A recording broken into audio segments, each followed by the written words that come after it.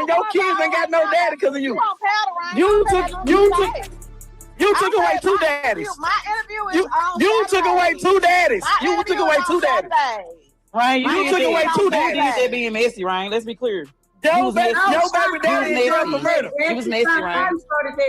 No, he started. Ryan started because he was going back between both sides telling three. I'm free. So let's be clear. He was being messy, like I said. But that boy used to tell my sister everything. He used to tell her everything, and she gonna go to him and tell him everything on the interview. Your baby daddy in jail for murder. You eat. No, you was not. You had two niggas getting to it. She can tell Munchie everything that Three told her, baby. That's cool. You can't get. Ain't nobody doing the YouTube stress lab. You can't get up on my skin. Everybody's using Rain as an example. Rain is family. The only one bad come Sunday, boo. You talking about? Cause I'm gonna talk about that phone call the day after the same day Three passed away. I said, yeah, you a snake nigga. Yeah. You a snake nigga, a snake powderhead, instigator, mess, two side playing nigga.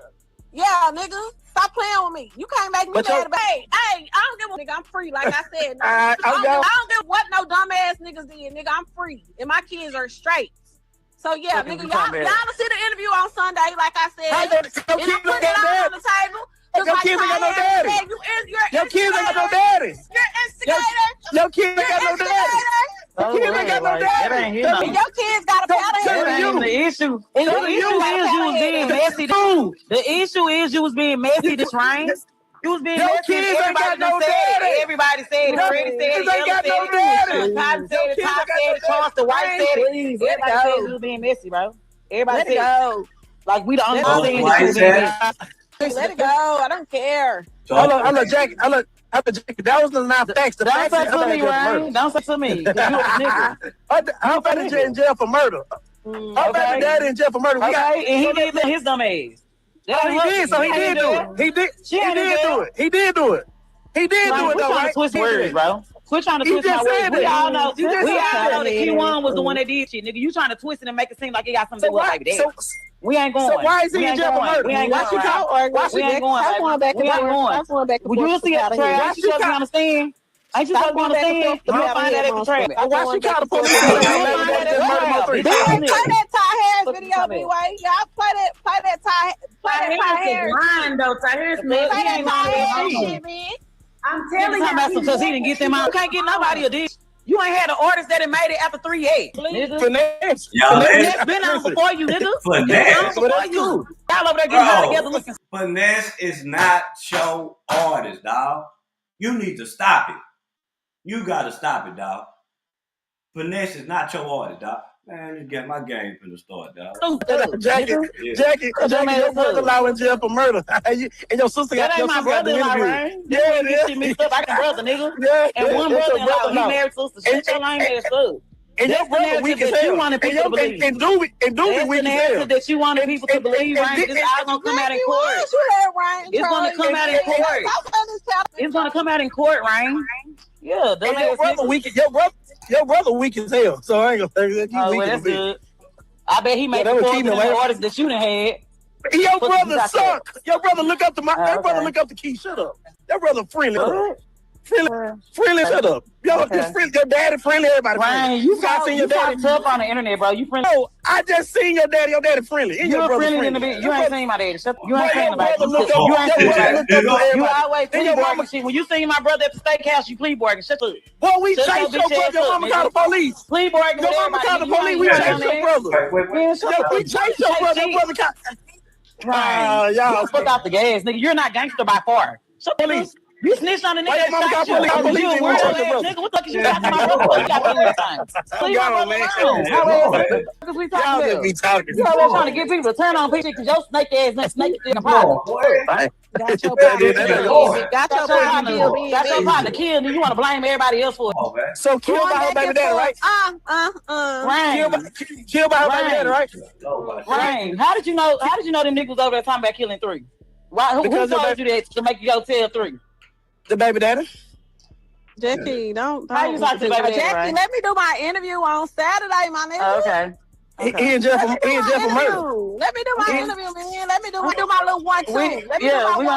We gonna hear what 3 had to say. Let me do my 1 2. Let me do my 1 2. The question is, why is her baby daddy in jail for murder? See, baby daddy just killed Mo3.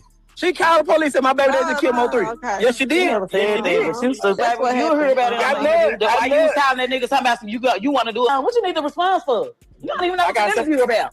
We didn't even know what the interview was about. If she don't say no response for, if she don't need to respond for, you didn't even know what the interview was about, nigga. You got your own platform, and I want to see your damn video. I got. He gave me 2,500. No one cares. Now you lying. I swear to God he did. Munchie right here. I swear to God he did. Munchie is up in the chat right now. Munchie in the chat right now. He know that. Okay, so he got you 75. Hold on, where's Munchie? 75. You cheap. 75. You cheap. You cheap. Lies on everything. Lies. He said lies. He just texted said lies. Nigga, you're a lie. We gonna yell. We ain't doing no yelling and back and forth with no powder head up here like that. She dead. Like what? We in the bush. We're not doing that. We're not doing that. Yeah. And then after I do my interview on Saturday and it drop on Sunday, I want y'all to go back to the old videos on YouTube that I did a long time ago to refer back to see if my story have ever changed. Hey, no. So this nigga story done changed about 25, 55, 75. Hey, look. 100 times. Not nobody cares. Hey, look. Go start the line. Go start the line and go to sleep. Hey, Broadway, listen. We need to go back to sleep. Broadway, we need to see her interview because and then y'all need to go to her interview the day of Street's funeral and look at this shit. Hold see what Ryan had to say. Broadway.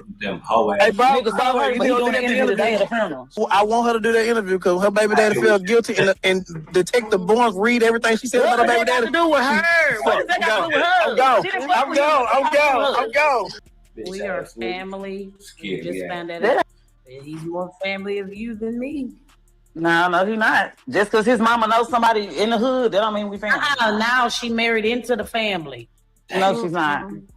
His mama is not married into the family. That powderhead demon can never be family of me. He a powderhead monster.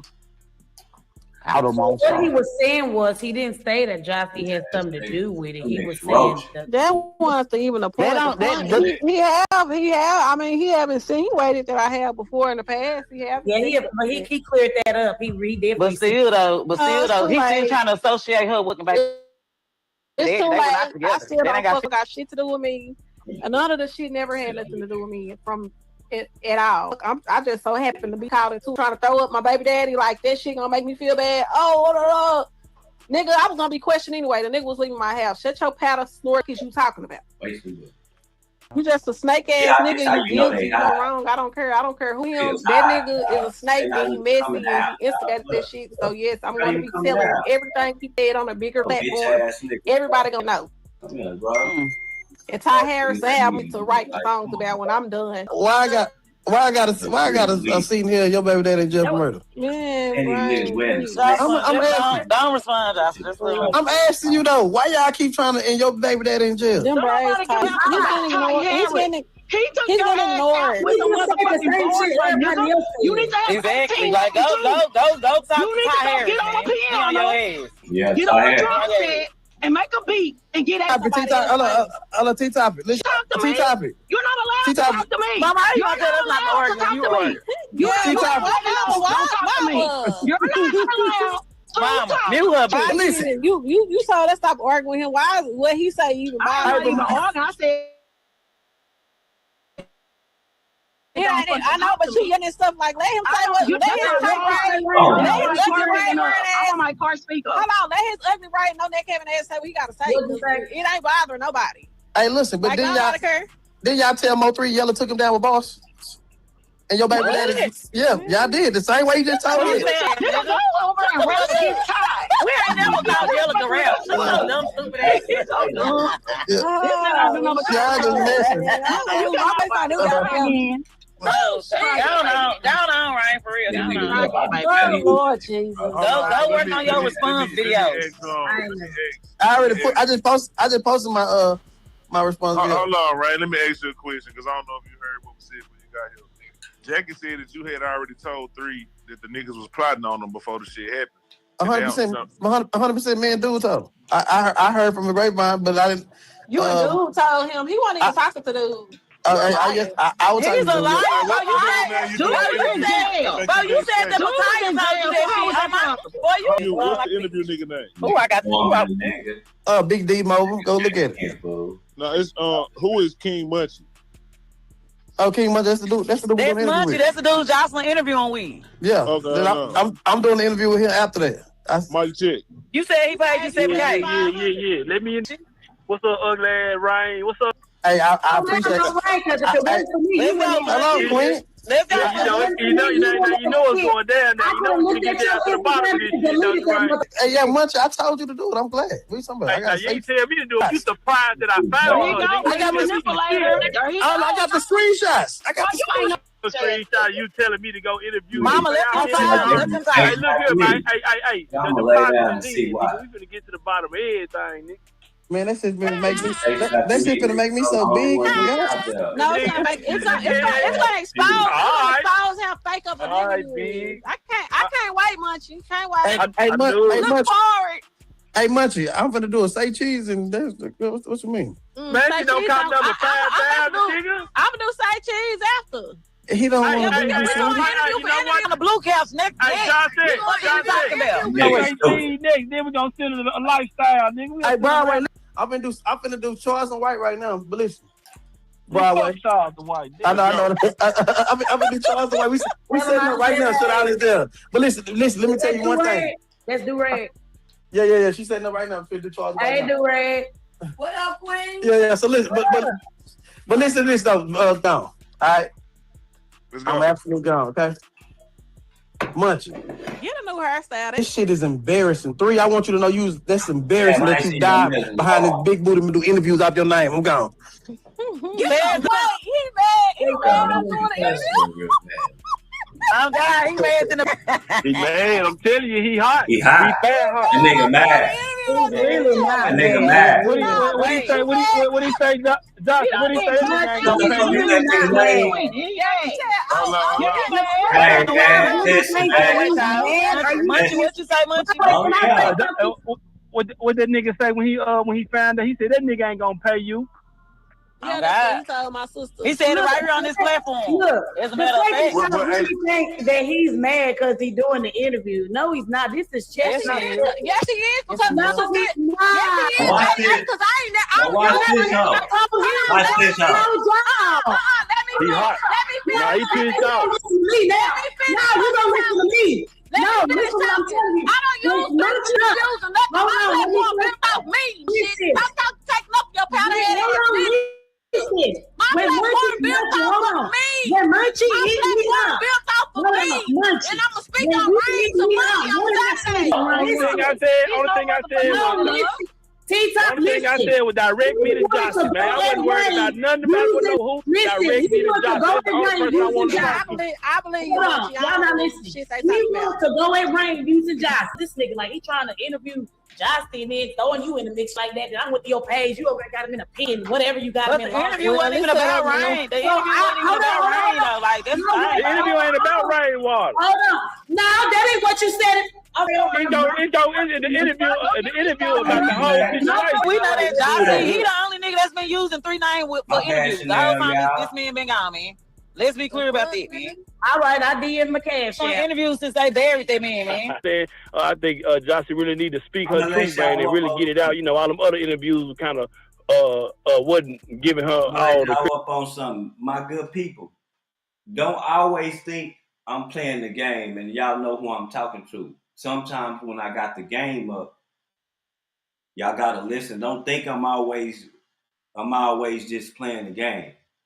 I'm listening, nigga. Y'all just gotta tap in and listen. I'll be trying to confuse these haters so they don't be on the nigga dick and try to, take a nigga out. Credit that she really need, and she gonna tell it all. Yeah, we gonna see what's up with rainwater, man. You know what I'm saying? That nigga hiding under something. I think that nigga hiding under the umbrella, man. Real talk, man. And I know goddamn well the nigga ain't cursed out Mo 3 mama, man. I know you lying. Oh, you didn't know? Yes, he did. Yes, he did. Yes, he did. Yes, he did. Bro, if Mo 3 was alive, he'll probably smoke you, fool. About that? Oh no, man, they changed the whole situation. That shows the kind of character that nigga is, man. Y'all tripping, man. Through the wire, nigga ain't gonna curse out no dead homie, partner, mama. Oh no, it's supposed to be up close and shit. Man, every time you see that lady, she deserve a hug. That nigga every time. I'm gonna have to send you that video and how he laughed at the mama for having to work and shit. He was like, if I die, my mama won't have to work. And yeah, get the videos and send them to me so I can show them through. Yes. Yeah, send them. We gonna squeeze them on in there. He said we gonna squeeze them on up in there. And that's it, dog. Hey, that's it, man. Like, it's crazy.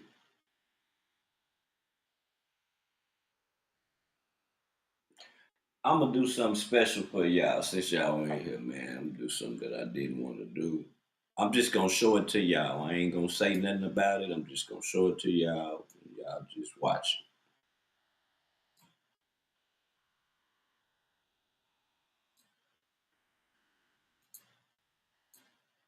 Nobody wins when the family feels, but my 19. You niggas better hold on to that shit if you ain't just having it like that, man. Real talk. Save for the rainy day. No, I'm gonna save mine. Shit, whatever. Continue to follow the person who shot and killed a man in East Austin is still on the run this morning. I'm Sally Hernandez. And I'm Tom Miller. Last night, several people called 911 saying they heard gunshots on Bandera Road. It's off of Springdale Road near MLK Boulevard. In Northwest Austin. This happened early this morning on Brazoria Lane near Lakeline Boulevard and 183. And that's where we find KVU's Michael Courier, who joins us now with the latest. What can you tell us? And good morning, Michael. Brian, Yvonne, good morning. Yeah, this is the 18th homicide investigation that is taking place according to police. And the investigation is taking place at a gated community, which you see behind me, which is called The Cottages. Now, it has been very finding what they say was a 35-year-old man dead. Fam, this one right here, this is one of those stories where it's more questions than answers. I've been sitting on this for about a week now, because every time I thought we was getting closer to the truth, something new would drop, and somehow we end up knowing even less. And let's be real, that's strange. I mean, think about it. How many times do you hear about a man walking around with tens of thousands of dollars on him, getting shot over 10 times, and don't even get robbed? And what if I told you he escaped death not once, not twice, not 3 times, but it wasn't until his 4th encounter where he lost his life? And not even 48 hours later, the same girlfriend of that individual who called the police on this fatal night, she ended up losing her life too. So we know out the gate, at least for her boyfriend, it was personal. But what would make her want to lose her life immediately after? Or was her murder orchestrated to look like I mean, after all that, it's no clear reports, no solid answers, and just rumors. Some people saying it was a setup, others saying it was retaliation. And then you got those who believe the situation goes way deeper than anything being said publicly. So today, we might not have every detail, but we have enough to lay out the timeline, present the facts, and pay our respects. But before we go over this one, I want you guys to remember, I don't give you no angle. I just give you the story. So with that being said, make sure you like, comment, and subscribe. We'll jump right to it. If you ever wish payday came sooner, this might actually help. It's a banking app called Current with a bunch of useful tools. And one of the main tools lets you access up to $750 of your paycheck early if you switch over with Current.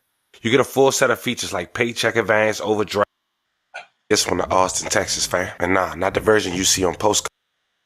Not the music festival, not the college life. I'm talking about the side of Austin that don't always make headlines. Because as fast as that city is growing, so is everything that come with it. Money, pressure, and problems. And every once in a while, something happens that don't fully get explained. Not because people don't care, but because what's behind it might be bigger than what's being reported. And as of late 2025 and early 2026, the Austin Police Department, APD, has seen a significant decrease in murders following a peak in 2021, leading to a high homicide clearance rate for recent cases, while over 400 cold cases and unsolved crimes have accumulated in Austin over the past few decades. The department cleared 100% of the 75 homicides committed in 2023. But going into the 3rd week of April in 2026, APD have 2 homicides that might be connected that has yet to be solved. And one of those individuals is a 35-year-old man identified as Joshua Williams, also known as Lord Josh. 19.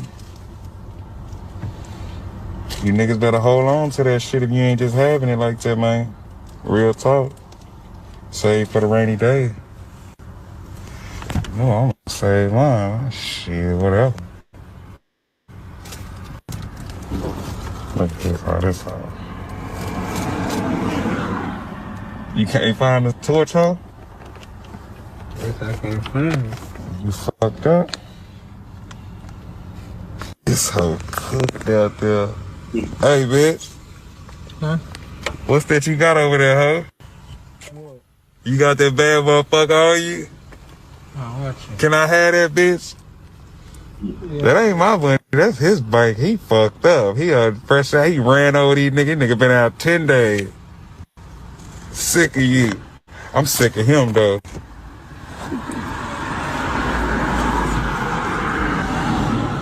I'm sick of that hoe. Is Wops out?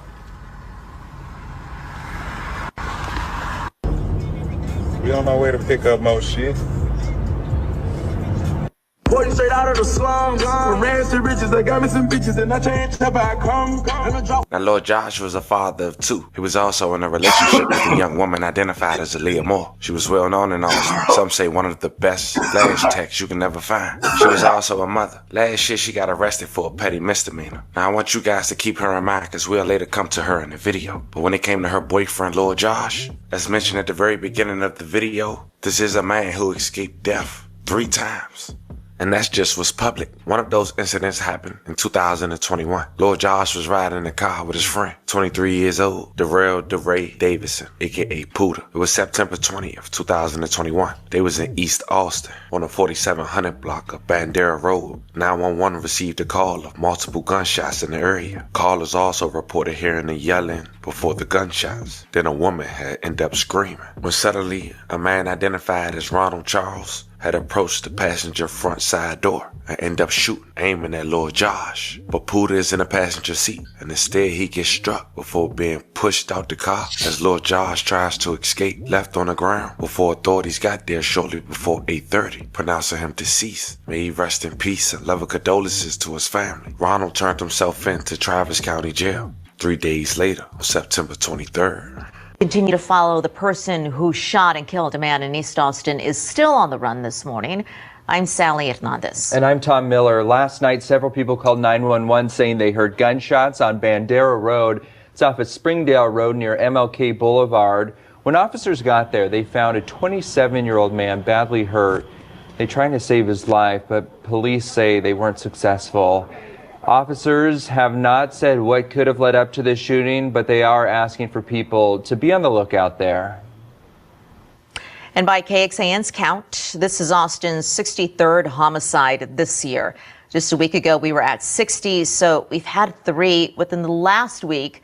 The previous record for most homicides in 1 year in Austin was back in 1984, and that's when... Now, around this time is the pandemic, and Lord Josh and his crew go by BSO, and they making a name for themselves in Austin. But it seemed Lord Josh would still have a target on his back. Now, Rondo didn't quite get to him. He got to his homie. But the following year, Lord Josh would get shot in his foot. That didn't make the news. But if you knew, you knew. But he survived, thank God. And that ain't stopped Josh from being in the spotlight, known as one of the trappers, showing his money in almost every post and letting him be known he the guy with the bags, even having pictures with Mikey and OG3. But on the first week of April in 2026, Lord Josh's luck would run out. On April 3rd, 2026, according to Austin Police Department, officers received a call about a possible shooting shortly before 12:45 a.m. in the 10,900 block of Brazoria Lane, not far from cottages in Northwoods apartment complex. And the person that called police was Aaliyah. And the person she said was on the floor was her 35-year-old boyfriend, Lord Josh. Once police got on the scene, they said they found a 35-year-old man who was injured. He was pronounced dead at 1:09 a.m. May he rest in peace and love and condolences to his family. Now, to this day, police say no suspect is in custody, and police have yet to identify one as we speak.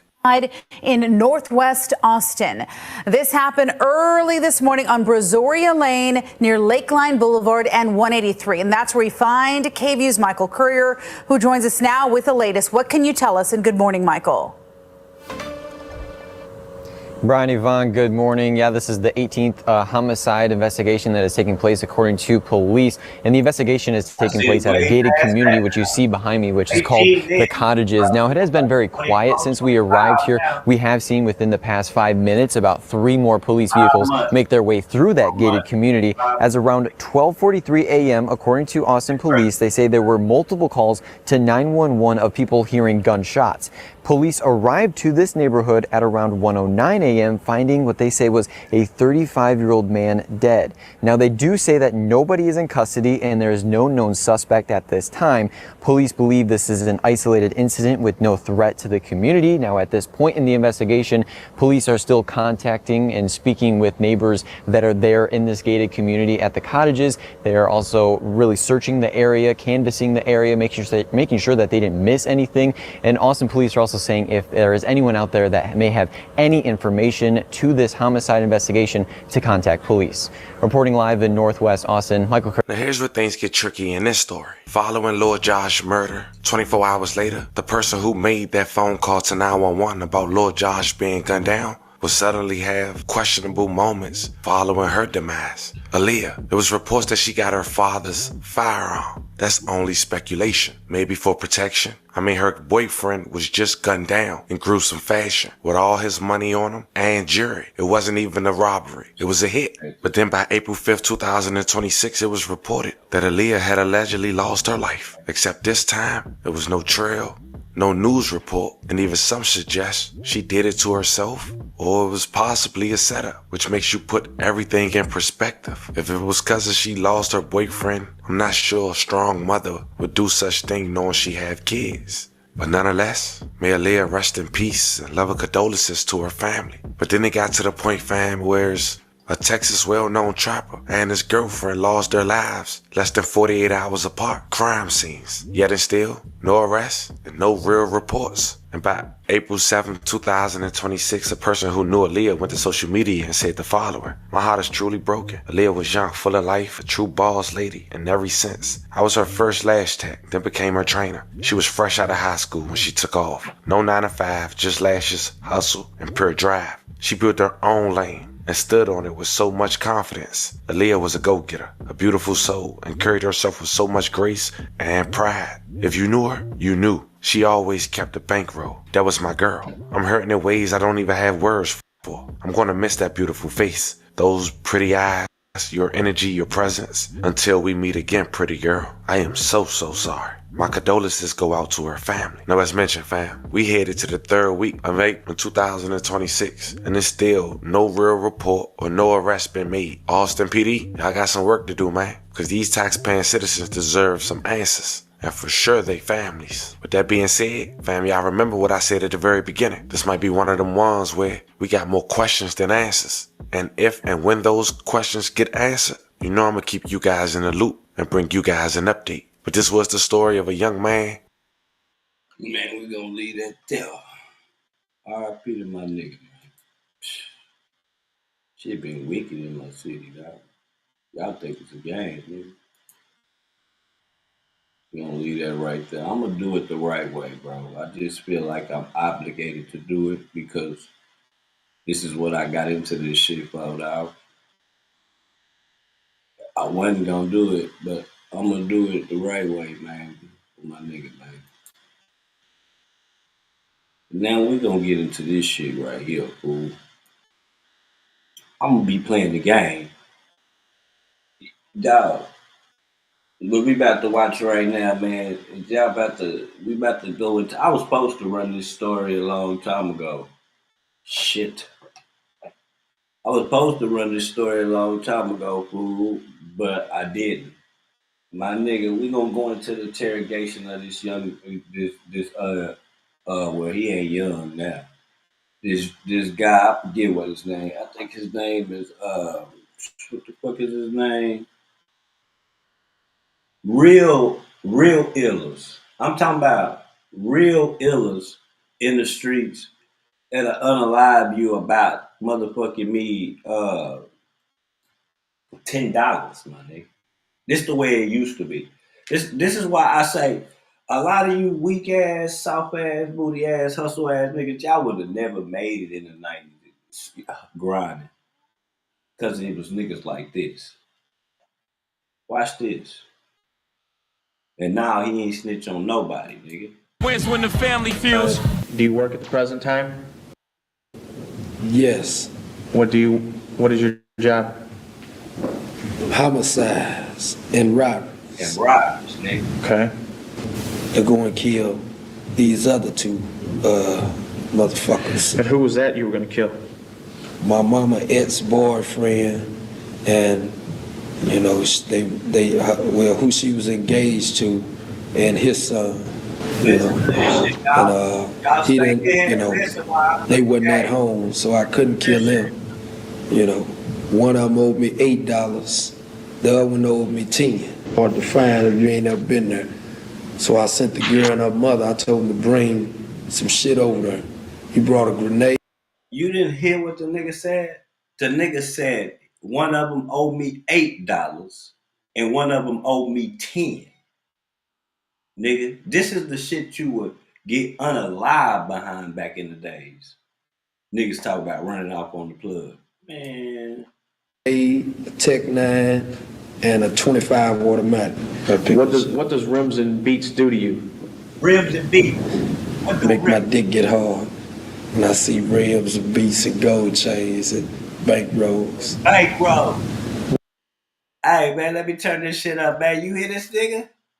That nigga say it make it hard when he see rims and beat and a bankroll. Listen, dog, y'all listen to what he's saying. Just listen to this for me, dog. All my real people, because this ain't for everybody, dog. Hey, listen to this shit, dog. What's it make you want to do? Make me want to take these shit. Make me want to take that shit. And if they won't give it up, what do you do? I kill them. Nigga. Detectives say in just 2 months, 5 people were found dead. Same city, same pattern, and the same man responsible. And the crazy part is, he had only been out of jail for just about a year. No co-defendants, no pointing fingers. When it came time to talk, he told on nobody but himself. You know their last name? Nobody. I forgot. What street were they on that you went looking for them? Alberta. Okay, this is before you went looking for Ricky Williams? Yeah, I just wanted to kill somebody. You know, they paid me most of my money, but they have been spending me about my money for a month. $18. How many people were with you when you killed Ricky? Just one. Are you going to name that person? Nope. And why isn't it you won't name that person? Because I don't honor no snitching. So today, fam, we're going to break down who this man is. Check out this full interrogation and go over the murders while we pay our respects before having a brief conversation with him while incarcerated and let you guys hear it and be a part of it. But before we go over this one, I want you guys to remember, I don't give you no angle. I just give you the story. So with that being said, make sure you like, comment, and subscribe. We'll jump right to it. Fam, when it comes to today's sponsor, recently a jury had ordered Meta and YouTube for their role in designing addictive platforms. They knew their apps could contribute to anxiety, depression, and body image issues. According to police, there were similarities they just couldn't ignore. For a while, this wasn't a case with clear answers, but that all changed in the late 1990s and 1999. In 2001, Raphael Jackson took a plea, and that plea would tie him directly to multiple murders, ultimately leading him to being sentenced to 2 life sentences. He agreed to tell on no one but himself, confess to every murder. In return, some might think this is crazy in itself. He just didn't want the chair. Can you believe that? And that's something we're gonna break down. See, Raphael Jackson was facing a possibility of death, but he pled guilty in exchange for a recommendation of 2 consecutive life sentences without parole for 2 murders, a robbery, a kidnapping, and armed criminal action. But in the interrogation you'll later hear from, he confessed to 5 murders in 2 months. Jackson was just 29 years old at the time. He lived on the 2600 block of Tennessee Avenue in St. Louis. He was scheduled to go to trial in the summer of 2021 for the killing of Keith Smith. The state had planned to seek the death penalty, and a plea bargain reached. Instead, Jackson pled guilty to first-degree murder and shooting and agreed to the sentence to life in prison without parole. Jackson is one of 3 men who were accused of wounding a man outside a nightclub in East St. Louis on November 20th, 1999, then abducting 2 other men and shooting them in St. Louis, killing one,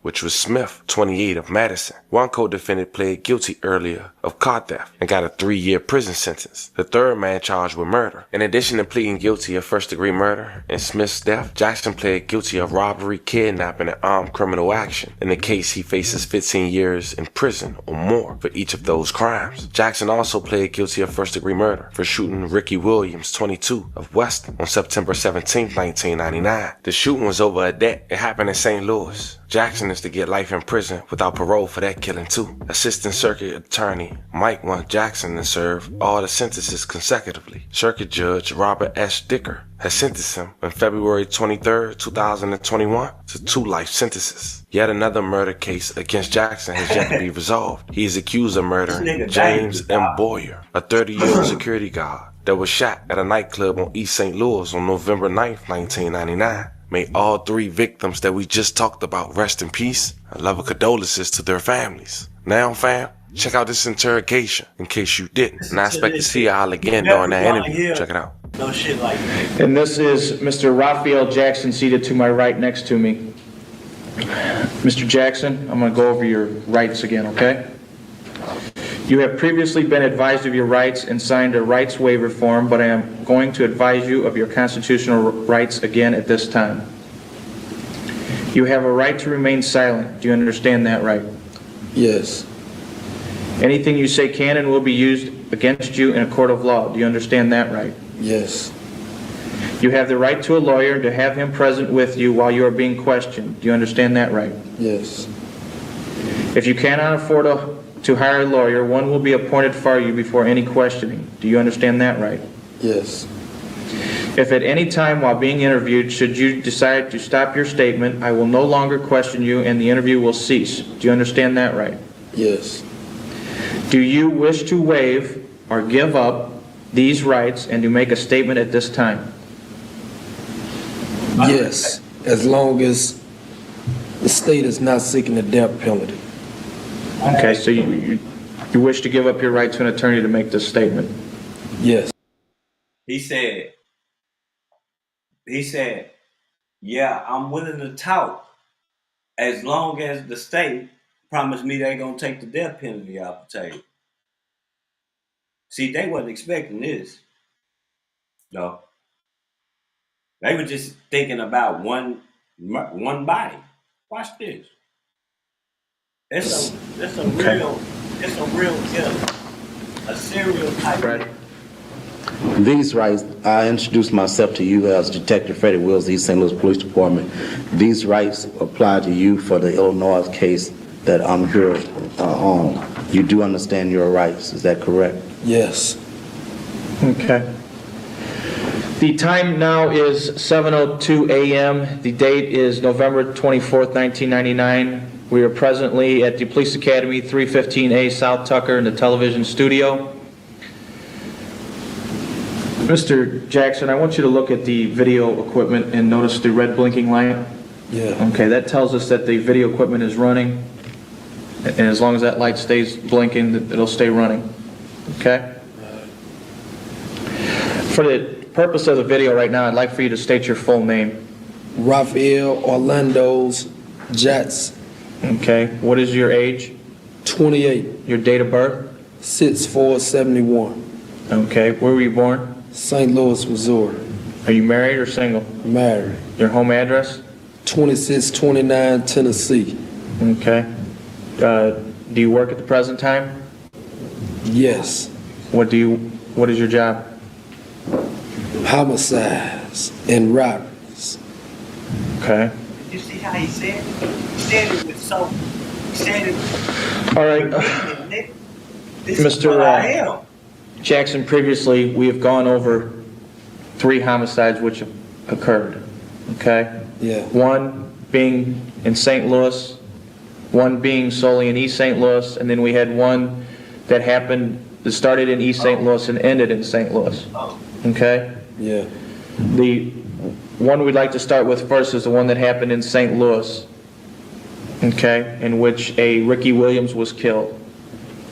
Okay, that was back on September 17th at 3137 California. Can you tell us about your involvement in that case? Yeah.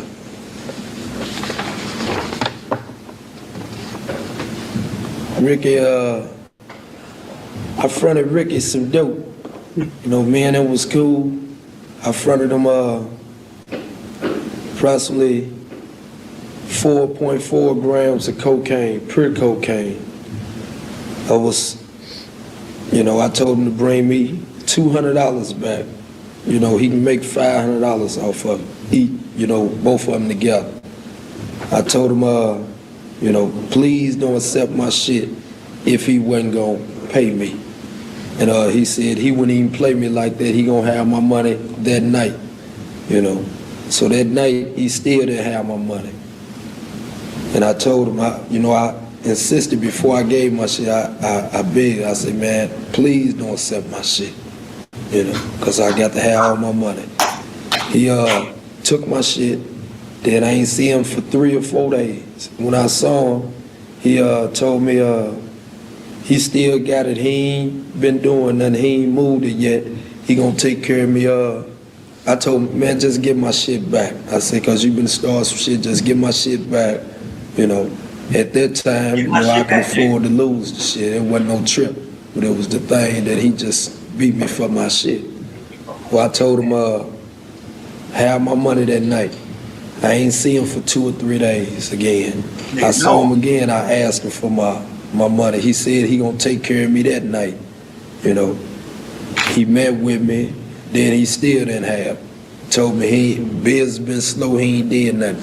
So I don't see him. I'm asking everybody how they saw him. Ain't nobody seen him, And I kept looking for him. And I finally ran into him about 2 weeks later, and he still didn't have my money. He told me to meet him, that night. I tried to meet him that night.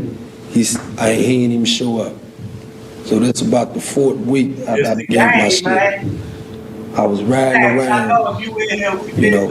looking for some more motherfuckers that beat me for some money, And he didn't, they wasn't at home, so I couldn't kill them. One of them owed me $8, the other one owed me 10. They wasn't at home, so I couldn't kill them. One of them owed me $8, the other one owed me 10. But they wasn't at home, so I ain't killed them. But being that I was in the killing mood, I decided to look for Ricky,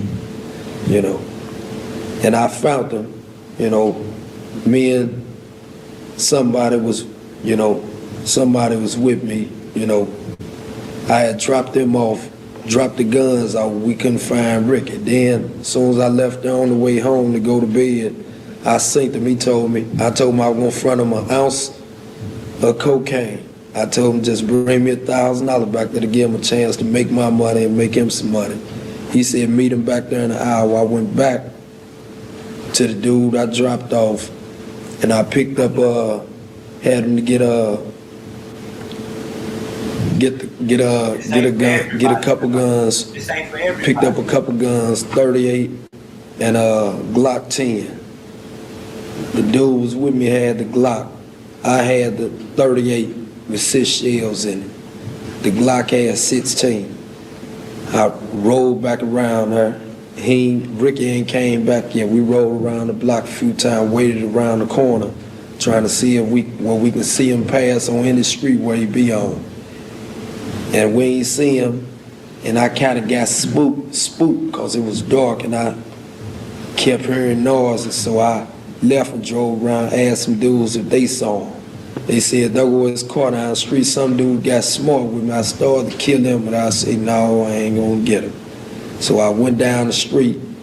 As soon as I pulled up in front of the house on California where Ricky was at, he had his mama car or something with a little white Cavalier. He came out, I ain't blow the horn, he just walked out. And he came up to the van, and I asked him, I say, I told him, I say, get in so I can give you this dope. I don't want to be out of Miller Street doing it. I was standing in Miller Street in a stolen van. He had water in his eye, like he knew I was gonna kill him. So I told him, I say, get in. He said, can't I just give it to him right here? I said, no. I said, get in, cause I don't want nobody to see me give you the dope. And he said, you can just give it to me right here. He said, where you want me to get in at? get your bitch ass in here. Get in here. Hey.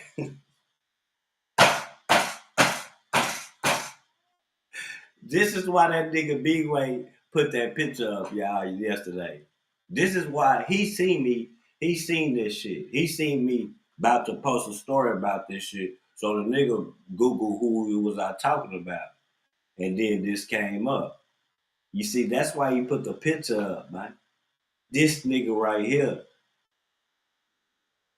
is 10 times worse than King Von. 10 times, dog. $18, nigga. They wasn't there, nigga. Then I say, go around and get in the side door. And he just stood there, and I see some tears coming from his eye. I say, you want it right here? He said, yeah. And I just reached out and shot him. I think I shot him in the face, and he hit the ground. I just reached out the window and shot the other 5 bullets out there in him. And then the dude was with me, reached over the passenger side with the Glock and just shot about 10 shells out of him. Shot him up. Then we pulled off, dropped the hot van off, and jumped in the legit car. And I went to the house, and I ate me something and drank a cup of coffee and went to sleep. And that's basically it.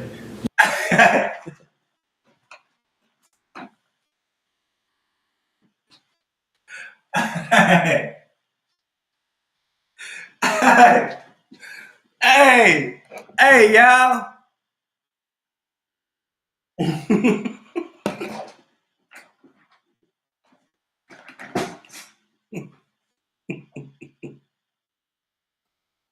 Yeah. Okay. He ran. He was snorting heroin. You know, he fucked up my money. How much money did he owe you? He owed me $200. I gave him enough dope because he was doing bad. Me and the dude was cool. You know, he was doing bad, so I, you know, was called myself helping him out, and he fucked me out my shit. You know, I gave him some dope to make more money than me, and plus it was almost pure cocaine. You know. Did you refer to him by a nickname? Do you know him by his nickname? Yeah. What's his nickname? Slick. Okay. When you say you were in a stolen van, do you remember anything about this stolen van? Yeah. Where'd you steal it from? Stole it out in the county somewhere. I don't remember where I stole it. I stole it from somewhere, I think out there by Lindbergh. Okay, do you know what kind of van it was? Yeah, like a utility van. Okay. But you don't remember exactly where you got it? No. Do you remember how long you had it? That day, I stole it the night before and put it up. Then I went and got it that night to go and kill these other 2 motherfuckers. And who was that you were gonna kill? My mama ex-boyfriend, and you know, who she was engaged to, and his son. You know him? Yeah, Lil Harold and Big Harold. You know their last name? I forgot. What street were they on that you went looking for them? Alberta. Okay, this is before you went looking for Ricky Williams? Yeah, I just wanted to kill somebody. You know, they paid me most of my money, but they have been spending me about my money for a month. How many people were with you when you killed Ricky? Just one. Are you gonna name that person? Nope. And why is it Nope. you won't name that person? Because I don't honor no snitching. What do you mean by that? I do not tell on nobody. Okay. So there's yourself and one other person. Yeah, John Doe. Okay. And you won't tell us his name? Nope. Okay. And what gun did you have? I had the 38. Can you describe the gun? It's a black steel 38 special. Got detective special on the tip of the barrel, and it had a pearl handle with a chip on the handle. Okay, where did you get that gun from? I bought it from a dude that's be selling guns. Who is he and where did you purchase it at? I ain't telling you that. I don't know his name. I don't know his name. I purchased it through somebody else, somebody's father. You know, he sell a lot of guns. How much did it cost you? I paid too much money for it, $135. Okay. Now, this other person you referred to as John Doe, what kind of gun did they have? The Glock 10 millimeter Glock. Okay, whose gun is that? That's my gun. That's your gun? Yeah. So that 38 and that Glock is both yours? Yeah. Okay, you just let that person use the gun? Yeah. Okay, can you describe that gun? It's a black, was brand new in a box when I got it. Black gun made in like a square gun, automatic, with a hole in the back of the handle. Where did you get that gun at? I took it from a motherfucker. Where was that at? I ain't gonna say. Why wouldn't you say where you took it from? I just don't want to say. Okay. So you took that gun? Yeah. How long have you had it? It's about 3 months. They tried to kill the motherfucker I took it from. He just ran too fast. Wait.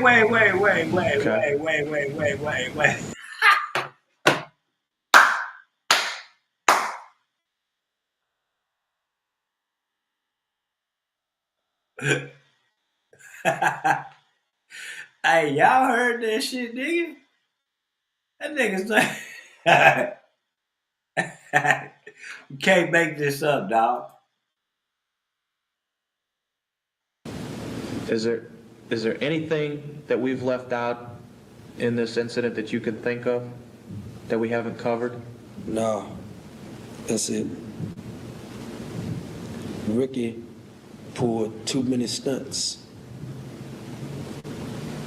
What do you mean by that? He was stunting motherfuckers for their money. He stunted the wrong motherfucker.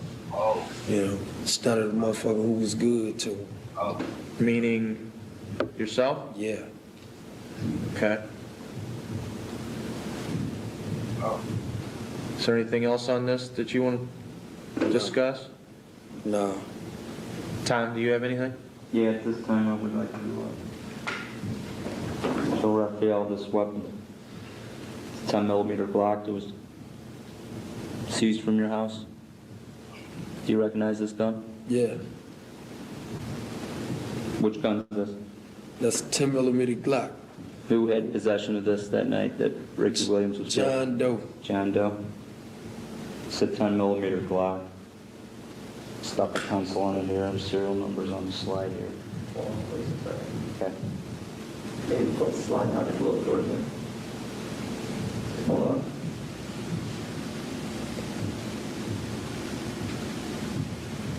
See the front. Very good. Okay, the rear again, please.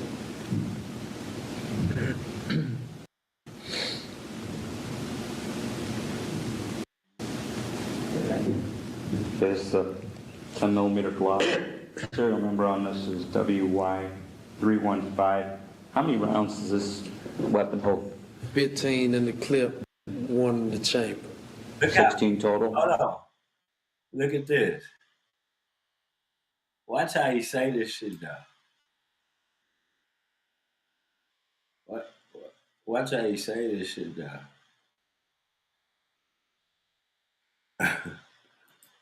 Watch this.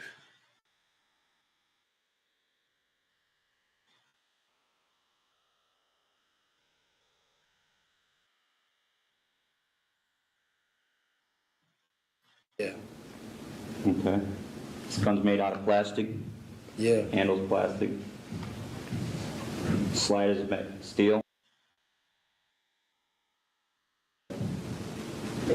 slide out just a little towards me. Hold on.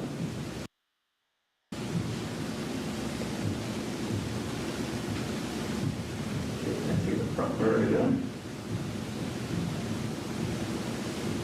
Get the rear gun, please.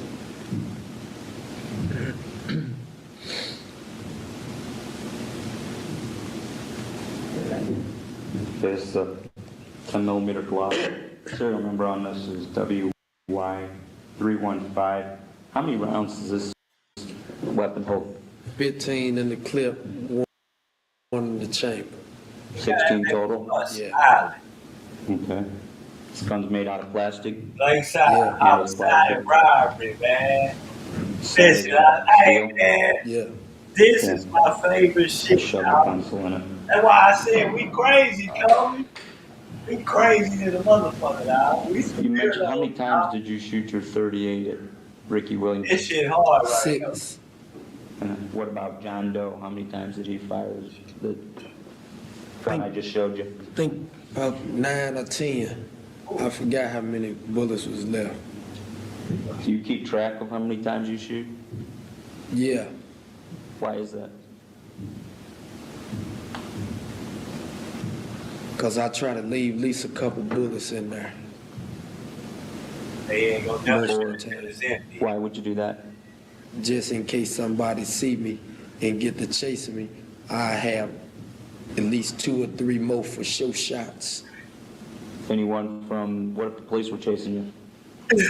Let's go. Hey. And anyone, police, citizen, you're gonna kill? Yeah. He ready. What these niggas rapping about, man? You covered the van, is that right? Where that was taken from? Huh? Did you tell us where you took the Shout van out from? to St. Louis area. Yeah. Nigga want to be the vibe. Earlier, you said when we talked about this, and we talked about this a little earlier when we interviewed you, you said you were laughing when you pulled off after shooting Ricky? Yeah. Why is that? It's I always laugh. When do you always laugh? When I'm excited. What, obviously, shooting someone makes you excited? Okay. Yeah. And you dropped the van off? Where'd you drop the stolen van off at? Did you tell us? No. Will you? No.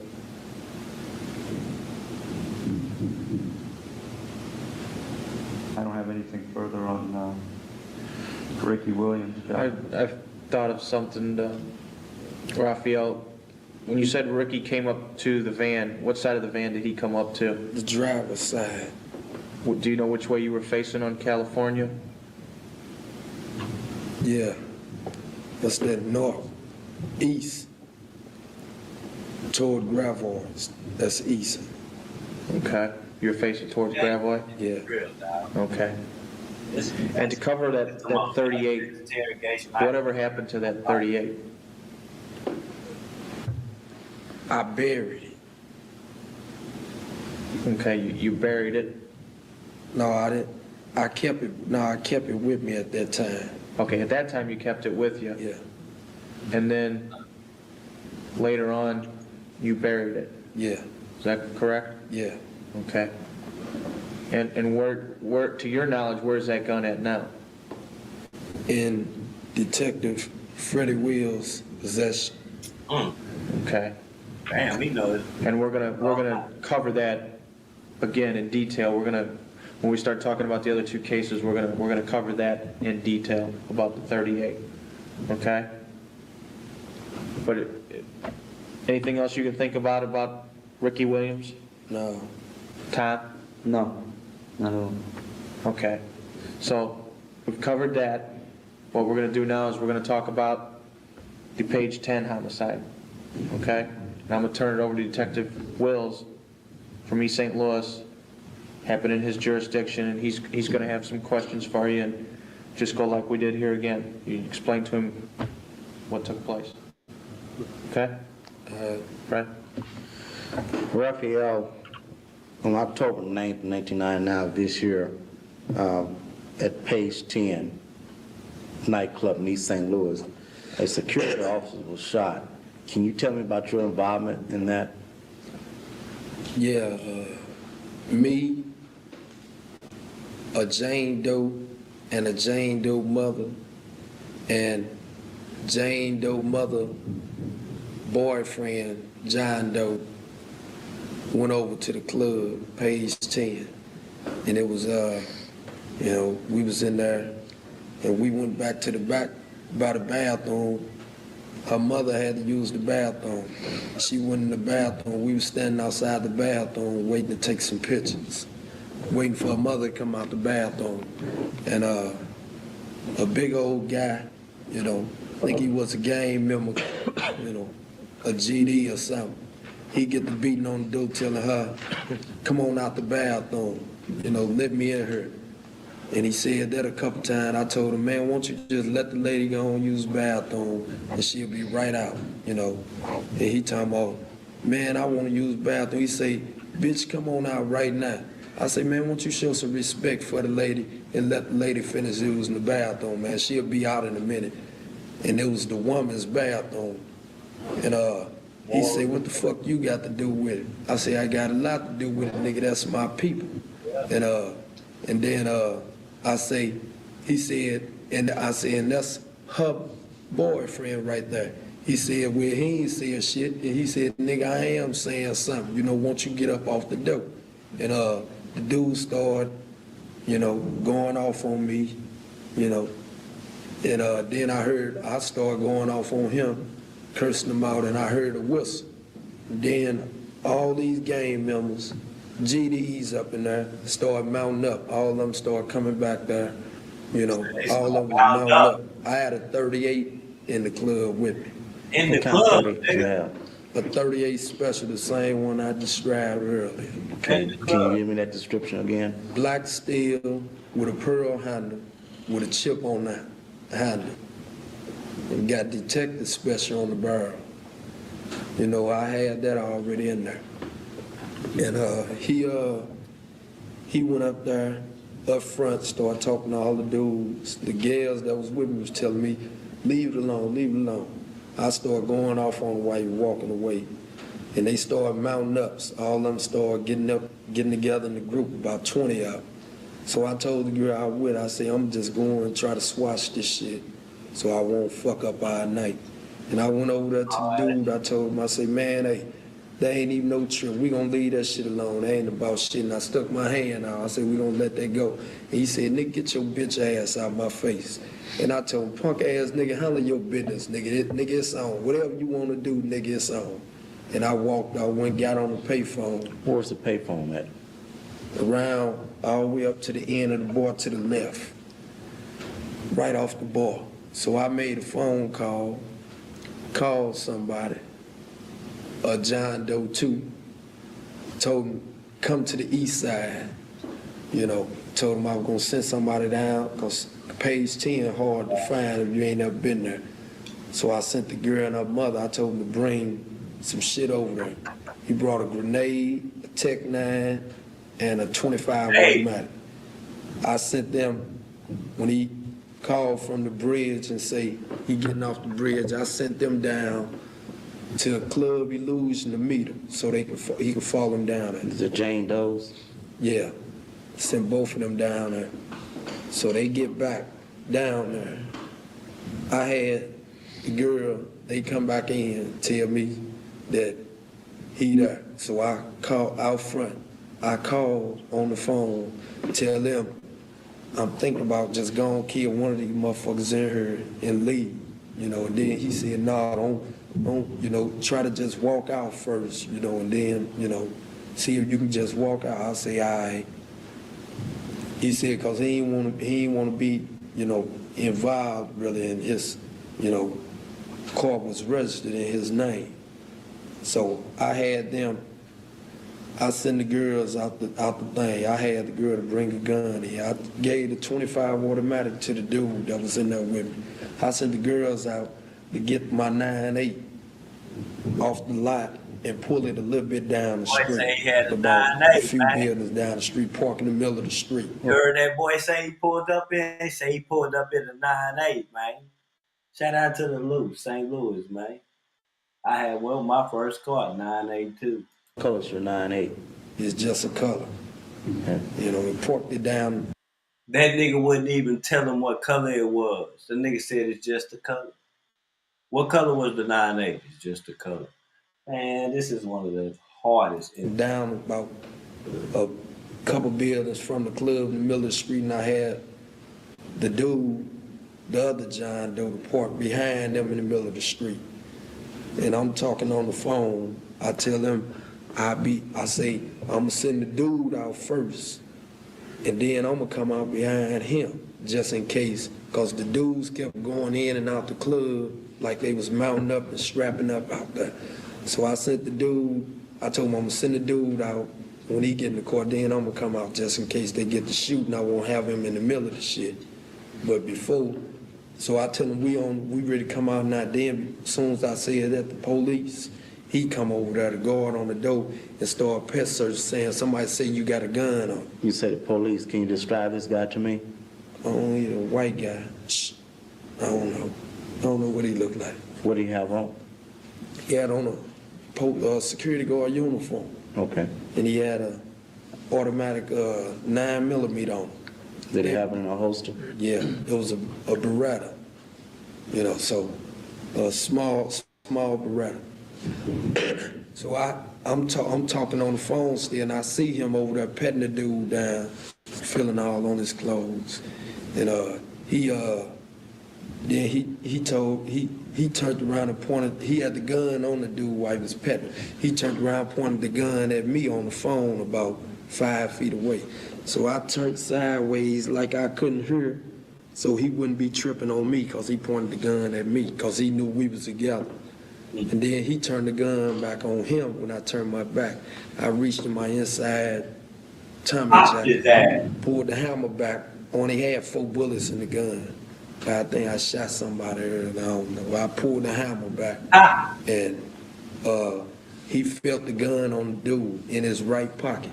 As soon as he put his security guard put his gun in the holster when he felt the gun. He dug in the dude's pocket. That's when I pulled the gun up and just shot him 4 times. And everybody in the club ran. I ran out, and didn't nobody really see it, because it was fog, real thick fog and storming outside. I ran down the street, jumped in the car, and rode and made a wrong turn and ran the car off the road, because we made a wrong turn. So I tried to make a U-turn, and the car went down on a little ditch. It was too muddy to get it out. Then we got out, got ready to start walking, and here come the other John Doe. He pulled up, picked us up. I was gonna have to pull my car out. He said, "Fuck it, leave the car." I snatched my papers out of the car, and we went on back to St. Louis. Okay. Now I had on a Tommy blue jean jacket, Tommy hat. Both of us had on Tommy gold glasses. Right now. Me and the girl had on Tommy gold glasses.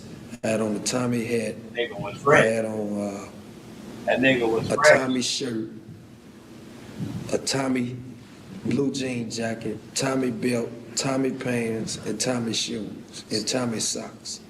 Up under my blue jean jacket, I had a New York jersey on, beige with blue New York signs on. Under the Tommy jacket, you can see it a little bit. And she had on a New York jersey. So both of you and the Jane Doe basically dressed alike? She had on jeans, and both of us had on New York jerseys. Okay. I had mine over Tommy's shirt and under a Tommy jacket. Okay. Now, after you had glasses on, like. Okay. Now you say after you ran out the club, you got stuck. Where's your car at now? I don't know. I went back over there about 4 days later to pick it up, pull it out the ditch. It was gone. Okay.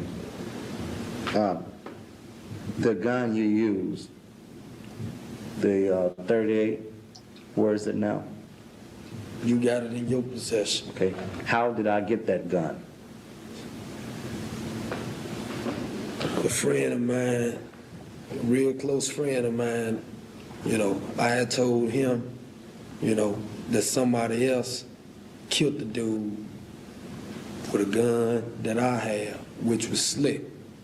you know, but I killed Slick, you know, but I had him under the impression that somebody else killed, you know.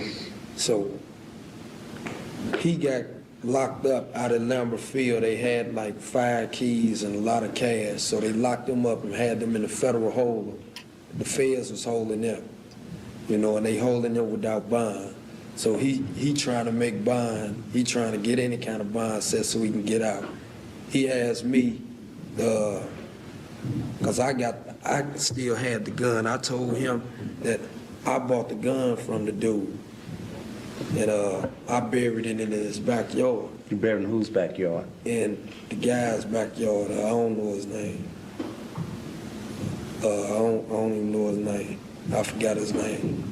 On Missouri and Potomac, I believe. But I told him that the dude who killed the dude, you know, this, I had already told him this way before he got locked up, that dude killed him. You know, and he, so when he got locked up, he had asked me what I do, what I do with that gun. He asked me where that gun was. I told him that gun is in the dude's backyard. You know, the dude on Missouri. He said, did I know where he buried it? I told him, yeah, I know where he buried it at. So I ain't know nothing about the deal with you at first. You know, he done made a deal with you. I don't honor no snitching, you know. And he asked me if I talk to you to help ID this dude and say I was over there in Page 10 with him, because that's who the murder was gonna go on. Him and his gal, they fit the paper description, the sketches in the paper. How you know that was sketch in the paper? Because it just came out about a week ago and somebody showed it to me. Okay, what kind of paper are you talking about? I don't know. I think a Granite City paper. You talking about a newspaper? Yeah. Okay. There's 2 sketches in there. Okay. A girl with some big round glasses on, and a guy with low haircut, long peanut head, and some square glasses. No, round gold glasses. And the girl had a lot of hair on her head. Ugly bitch. Yeah. And in the meantime, he made a deal with you. You know, that you will try to talk to the prosecuting attorney about getting him out on bond and easing his sentence. And he asked, so he informed you about the gun being buried over there, you know. And that's when he called me and told me that about the deal that he trying to make over there, you know, about the guard. And he said they locked the dude up for 3 days and let him go, because they went over there and dug up the yard and all that, and the gun wasn't there. You know, I knew what a gun was because I put it there. You know, so he called me. He said, man, they said they went over there. The homicide detectives came back over to see me. They say the gun was over there. They dug the yard up, metal detectors and everything. They ain't found no gun. I say they lying. He said, won't you go over there and check and see if the dude still got the gun buried over there? Because he under the impression that the dude had the gun over there, you know, and the dude put the murder down. I ain't never tell him that I did, you know. And so I went over there 4 o'clock in the morning. Matter of fact, I buried the gun about 2 days before y'all supposed to went over there. And I went back over there after he talked to you and said he gon', you know, gang college, you know, he don't want to be involved. He work at General Motors. He don't want to be in the middle of that. So I called you. I went over there and dug the gun up. I dug up one hole with my fingers. It was about 4 inches under the ground, 5 inches under the ground. It wasn't there. I went over 6 inches and pulled it right out the ground. It had got rusted a little bit since it been in the ground in a plastic bag. I wiped the whole gun off, and I wiped the bullets off, put 2 bullets in there. You know, last time when I shot the guard, I only had 4 bullets in the gun. So I wiped the bullets off and put 2 bullets in it and lined the chamber up so it'd be on, you know, the fire. ready to fire the last 2 bullets. And that was the last time that gun was fired. And I went and got the gun, went around to the payphone, put some gloves on, wiped the change off, and called you and told you. He called me and asked me, did I see the gun? And he said, asked me to take it to you. I say, I'm not getting in the middle of that shit. One, I don't know snitch. You know what I'm saying? This dude been loyal to me all these years. You know what I'm saying? When he was out, gave me any, I can get, if I need anything I ask for, I'm saying I can get. If I need $10,000 here to her, it wasn't no problem. You know what I'm saying? And I did that for him. Other than that, I wouldn't have been in that shit, period. Okay. So when you called me, what did you tell me you was gonna do with that gun? I told you I was gonna get you the gun. I said I was gonna bring the gun to you. You said on the side, you gonna drop it on. I said on St. Louis side, you said you don't know your way around too much in St. Louis. So I said I'll bring it on the east side. You said where you gonna put it? I said I'll tell you that after I put it where I'm gonna put it. I went over there, drove over there, wiped the gun down again, put it in a white towel. They had some Kool-Aid or something on it. Dropped it in the trash can in front of Mickey's, the club right there about 50 feet from the police station, right there on the corner of the police station. I drove back across the water. As soon as I crossed the bridge, I went to the south side, wiped my change, I put my gloves back on and called you and told you where it's at. You said you wasn't in the station right now, but you going to pick it up. And I told him, he called, I told him, you got the gun, and I said, you said you was going to pick it up, so you should have the gun. Yeah. Is there anything else you can tell me about that shit? You shooting the security guard at Page 10? Is there anything else involved in this? I ain't want to kill him. I'm disappointed. I'm not really disappointed. I didn't want to kill him, but I didn't give a fuck. But I was disappointed because I didn't get to kill the motherfucker who got smart with me. Detective Wright, do you have any questions?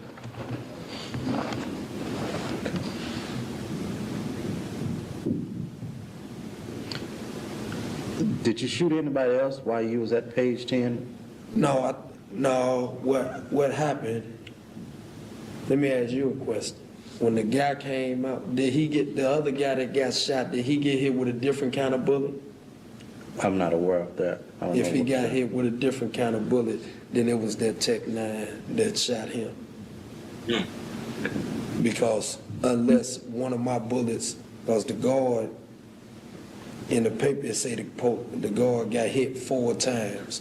So if either a bullet went through the guard and hit the other person accidentally, or when he ran out, when everybody broke and ran out the club and I ran over to the car, some guy came out, bending over like he been shot.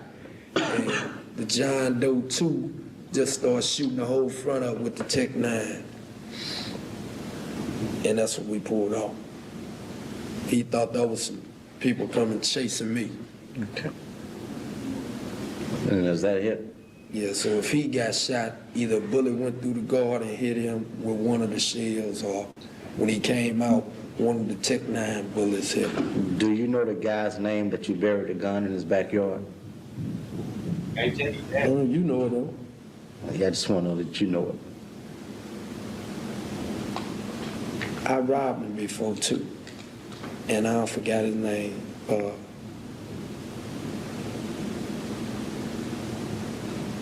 I forgot his name.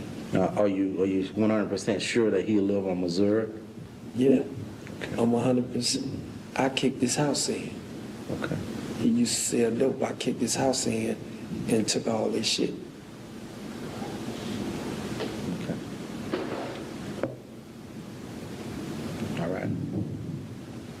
forgot his name. So you know his nickname? That's the name I know him by. What it start with? A D? I'm not. I know his name. I forgot it though. I know him. I'm gonna cover one thing with you about the page 10 and then Ricky Williams. That 38 that was used to kill the security guard, is that the same gun used to kill Ricky Williams? Yeah. Okay. So after you buried it, it went to the possession of East St. Louis police? Yeah. Is that correct? Yeah. Okay. And you gave them that gun? And the same Tech-9 used in the other homicide or the other shooting is the same Tech-9 that was shot at page 10 that possibly the other guy got hit with. Okay. All right. We're going to go now to on November the 20th.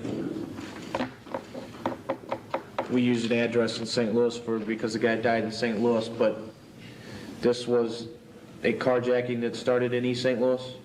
Yeah. Okay. This happened a few days ago? Yeah. Would November the 20th be correct? I suppose that's about right. What time do you think that was? Probably about 4 o'clock, 3:30, about 3 o'clock. In the morning? Yeah, 3 o'clock in the morning. Okay. Why don't you explain that to us now, your involvement in that incident? I went over there, I stole a van, I don't know where I stole it from. And I had a driver, I had another little guy with me. I let him use the tech before I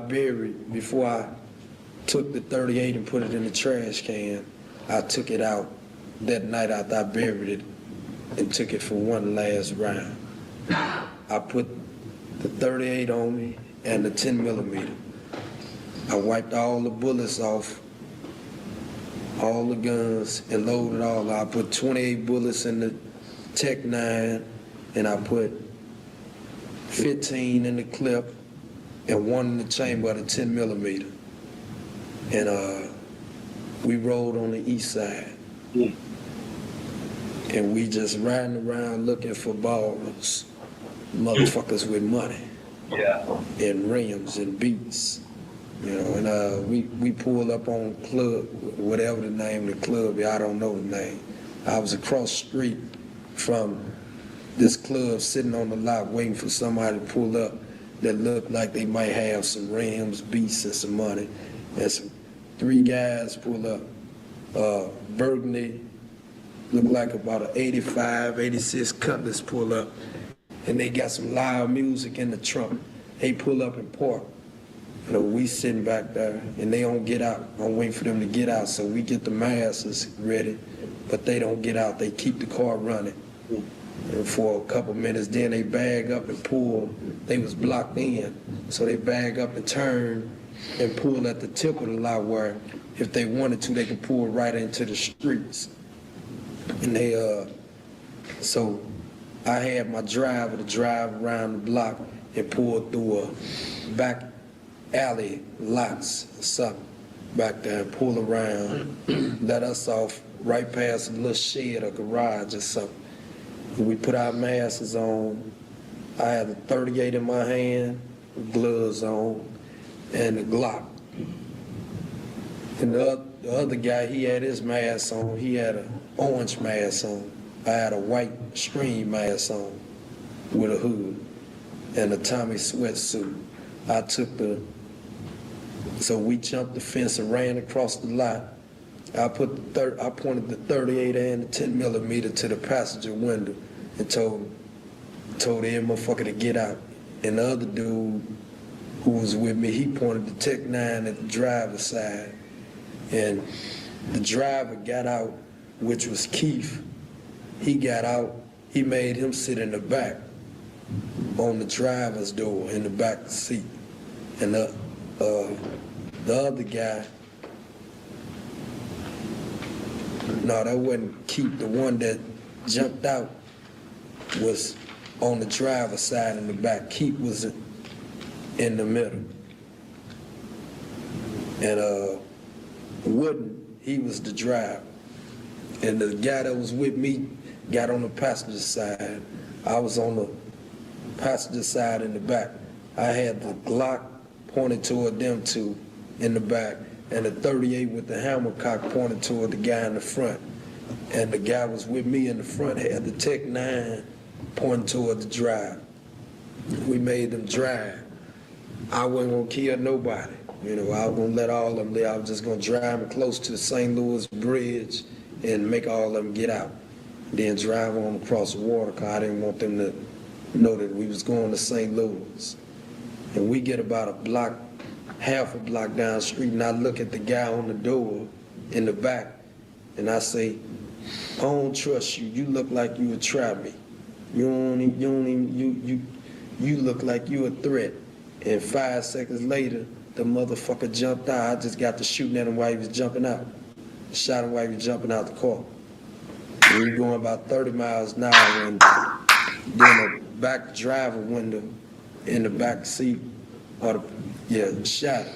Yeah. From the sound Yeah. or something. Shot. We drove off, and I told him, me and the guy in the back, I let him put his hands down, fry up a cigarette. We smoked a cigarette together, and I let him drink his, he had some Hennessy. Me and him drunk a little Hennessy together. I told him I ain't gonna kill him.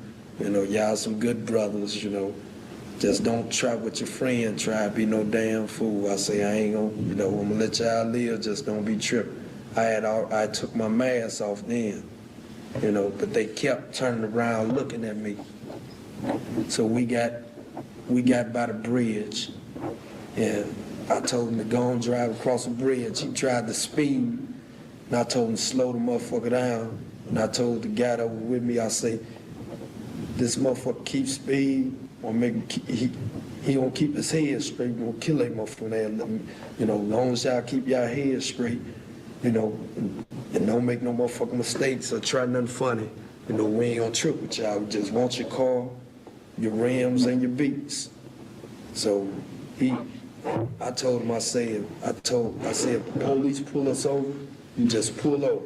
I say, all the windows tinted in the back of the car. I say, you just pull over. I say, if the police hit their lights. And when the police get out and start walking up toward the car, I'm a killer.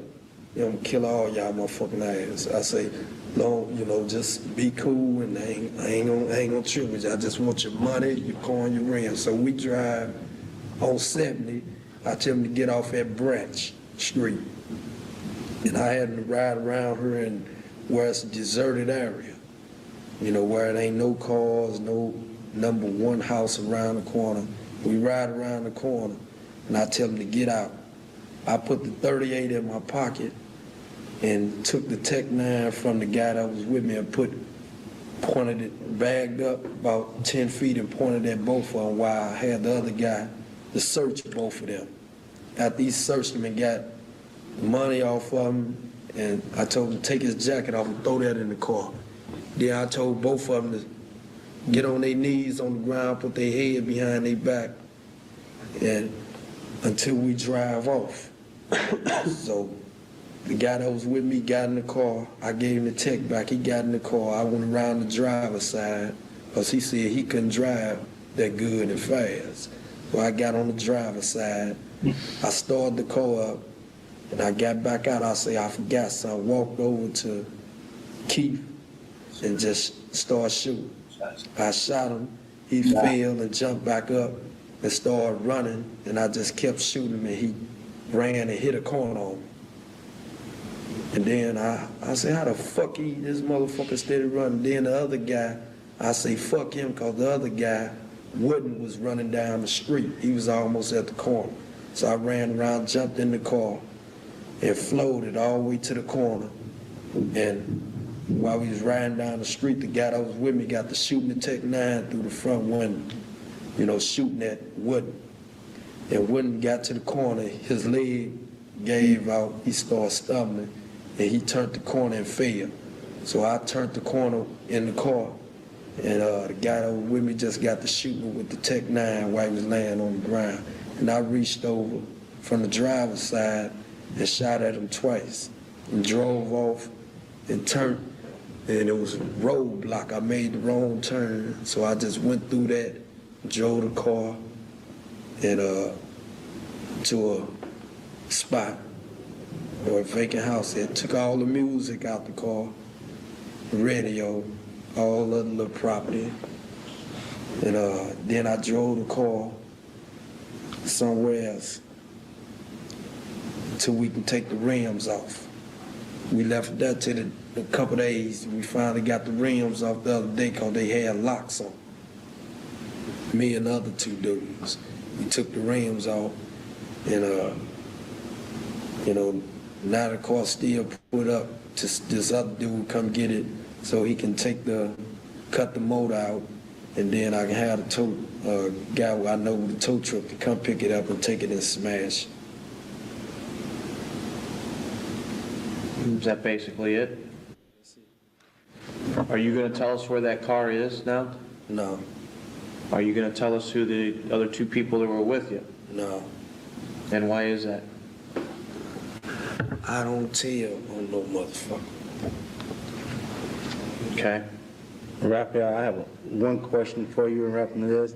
Did you ever, at any time while you had these three people that you carjacked, did you ever tell them that you was the person that killed the security guard at page 10? No, I didn't tell them that.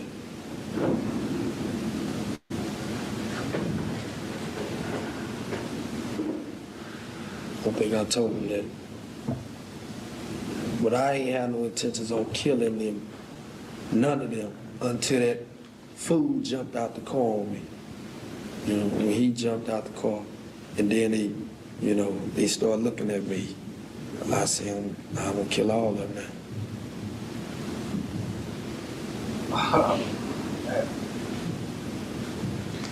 How do you keep referring to these guys, some of these guys by name? How do you know their names? Because I read the paper. Okay, so you don't know them? No. You're getting their names from the paper? Yeah. Okay. Was this random? What? This incident, was it random? Were these guys just picked at random? Yeah, they had rims and beats. When you say beats, what are you referring? Loud music, a whole lot of loud music. They was advertised. They was just waiting on somebody to come in and pick What does rims and beats do to you? Make my dick get hard. When I see rims and beats and gold chains and bank rolls. What's it make you want to do? Make me want to take their shit. And if they won't give it up, what do you do? I kill them. I calm. I calm like a motherfucker. My dick get hard when I see the rims and beats, and I calm when I kill them for their shit. So these guys were basically picked out because of the rims. So they advertised. Had all that shit on their car. Okay. And that loud ass music. All right. Well, again, the search warrant was done at your house early this morning. And you took the wrong shit. Stereo equipment, is that what you're referring to? Only thing he is in there is that cassette player and the CD changer. Okay, that goes to the little speakers. That's it. That goes to the and his jacket. Okay. Ain't nothing else. Gotta be all that stuff y'all took. The rims y'all took, them ain't the rims. He didn't have them some $4,000 rims y'all took out the house. And them rims is my brother-in-law rims. And the only reason they sitting in there because he took them off his car, because he went to California, he didn't want nobody to steal his rims. Because he don't have an alarm on his car. Them is Dayton's. Them Dayton rims. The rims he had was some kind of chrome rims. They had Vols on them too. But they didn't have no brand new Vols and they wasn't no Dayton's. What were you going to do with those rims? What rims? The ones you got off the car from East St. Louis. Oh, they sold. They were sold? Yeah. Who'd you sell them to? They already sold. That was somebody This else. how you answer questions. They sold them. I don't know what This how who you sold answer them questions to. if you want to be a They sold real them. street Yeah, nigga. that's somebody else cut. This how you answer Meaning questions. somebody else that was involved in the incident with you? Yeah. Okay, what kind of van did you guys use to go to East St. Louis? A stolen van. Where'd you steal it from?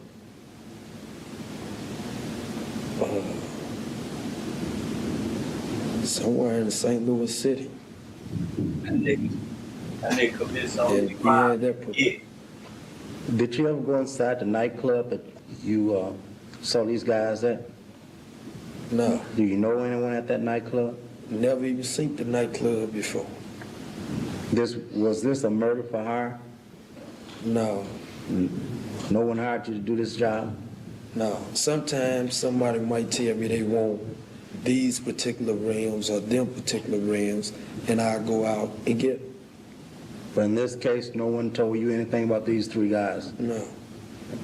They just happened to be at the wrong place at the wrong time and had the wrong shit on their car and was making too much damn noise. Noise bother you? No. No, them motherfucking beats. Them sounds that excite me. You know, So at this point, you're not going to tell us who the guys are that were with you, where the rims of the car are, or where the car's at? Me and two ghosts on that murder. Me and another ghost on the other murder. Me and another ghost. Me and three ghosts on the other. Okay. I'm fully responsible for whatever. Okay. What these little niggas rapping about. Raphael, real quick. Do you always Nigga read is about that. your crimes? Him. I read about everybody's crimes. Not just what I do. I read the paper. I buy the paper every day. Read about everything. I love to read. Do you know how many shots you took at these guys? Now, 22 shots was fired out that Tech 9. No. 22 shots from the Tech 9, and it was 13 shots fired from the 10 millimeter. You keep kind of track of this stuff, right? I know how many bullets I put in my guns. Do you know what bridge you crossed? I'm sorry. And I know how many bullets. I always check, see how many bullets I got left. Do you know what bridge you crossed to get over from East St. Louis back to St. Louis, Missouri?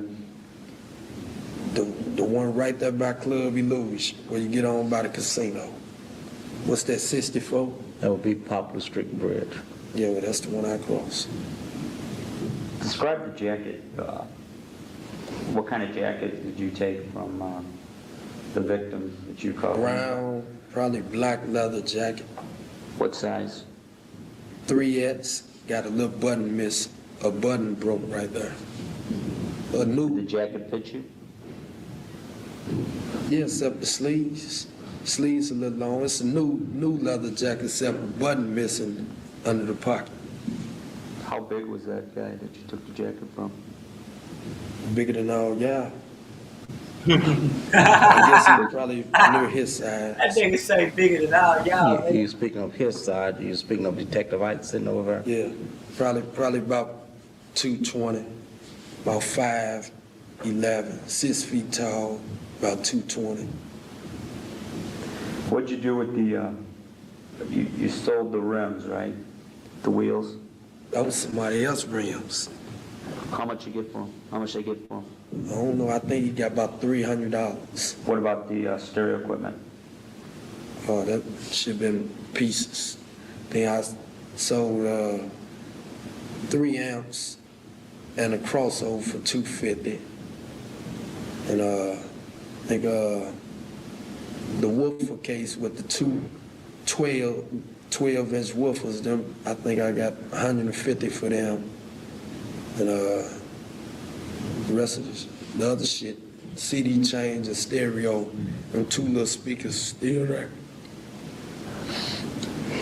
What about, are you drunk or under the influence of drugs while you're doing this? I mean, what's... I don't mess with no drugs. You don't use drugs? No. Do you drink? I drink a beer, maybe 2. Did you drink to go do this? Any of these crimes? I think I drunk a beer. 1 beer. I don't never drink more than 1 or 2. Would that be safe to say you don't get intoxicated? No, I don't think I drunk nothing. I don't. Only time I drink if I go out, I drink a beer. And I don't mess with no drugs. But never more than 1 or 2 beers? Nope. Or 1 drink. Or 1 glass of drink by itself. Nothing else. The jacket, what did you do with this jacket? Where'd that jacket end up? At my house. That's the jacket we seized from your house? Yeah. We seized a bunch of stuff. Obviously, some of it was wrong, had nothing to do with any of the crimes you've done. Yeah, y'all even took my van. And that van ain't got nothing to do with my brother-in-law's van. As you put it, you never used your van to put any work in? Nope. Do any jobs, okay? Nope. I ain't never killed no motherfucker in that. I ain't never been involved in no murders in that van. Okay. I went stole a car or 2 in the van, you know, but that's it. No murders? I ain't never even shot nobody in that van. All right. This is an Intertech 9mm Luger. It's a Model Tech DC-9. It's made in Miami, Florida. Serial number. Sorry. Down. Thank you.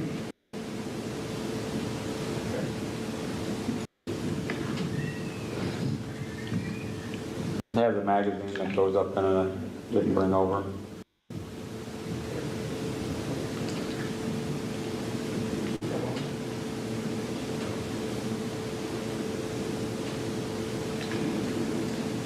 Does this look familiar right now?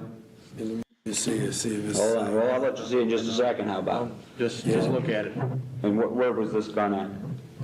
In my black leather briefcase. What was with that in the black leather briefcase? A 10mm Glock, the one you got over there. Mm-hmm. These 2 guns were together? Yeah, a couple masks and 1 or 2 pair of gloves. And I think a phone number was in the bag. You wear the mask and these keep all the guns and everything together? Sometimes I just happen to, you know, I just put them all together because I had to move all this shit out. Okay. And on this particular incident that we're speaking about, the carjacking in East St. Louis, Illinois, the shooting in East St. Louis. Guns that was used. These were the 2 guns used. And which gun did you have in your possession? I had the 10mm and the 38. Okay. This one? Yeah. And for a short period of time, I believe you said you also had this one in your possession. Yeah. I had both of them. I had 38 and both of them. Okay. I had them in each hand. Now the 38 you're talking about, are you still talking about the Pearl Hammer 38? Prior to giving to me, you used that weapon? I gave it to you the next day. You didn't actually fire any shots out of that weapon that night? No. You said you had put it in your pocket when you held those 2? Yeah. Okay. I just like having 2 or 3 make a motherfucker move a little. You said there was a phone number in your briefcase. Whose phone number is that? I don't know. I know it was a number in there because I hid it from my wife. Okay, your wife didn't know that briefcase was in there? No, listen. Did your wife know that briefcase was in there? Huh? Did your wife know that briefcase was in there? No, she didn't know it was up there. Okay. It was a number. It was a number I had found. A girl gave to me. You know, she had wanted to buy something, but I ain't want my wife to find because she'd think that I was fucking around with her. Okay. Fred, do you have anything? No, that's basically it. Think I have anything else? All right. And let's put some of this other shit on tape. What do you, well, I was going to get into some things here that we talked about. First of all, how many people you think you've killed? Quite a few. When you say quite a few, what do you mean? Maybe 4 or 5. Some of them, I just shot so many people, I don't even remember. You don't even know if they died, people you shot. Yeah, I just shot a lot of people. Sometimes it doesn't make the newspaper or the news, and you may not see it. I just shot a whole lot of people in the last couple months. I don't know how many. Do you remember any specifics where you were? Yeah. Shot up a house over there on Natural Bridge. Tried to put a robbery down, but they ain't want to cooperate. Yeah. And they tried to run, so I just shot the house up. Every motherfucker trying to run up, back up in the house. That one, Natural Bridge or somewhere. What gun did you use? Yeah, I had Tech 9. Yeah, I had Tech 9. I had a different guy with me that night. Over at the living room about a couple of weeks ago. About a week and a half ago. This motherfucker didn't want to cooperate. I got 2 guns on this motherfucker, and I got him blocked in. The motherfucker hit the car in the back and drive off. He wanted to keep his chain and his money. Well, I shot the whole motherfucking car while he was pulling off. I shot all the windows. I shot the whole car. What kind of car was it? Delta 88, old Ragged Delta. Where's the living room? On Martin Luther King and Whittier, I think. Raphael, why did you like that Tech 9? Because I don't know how to shoot it. You know, the other guy that I had with me, he know how to shoot it. When you hold the trigger and it keeps shooting, it jam up. You got to, shoot it like that and it won't jam.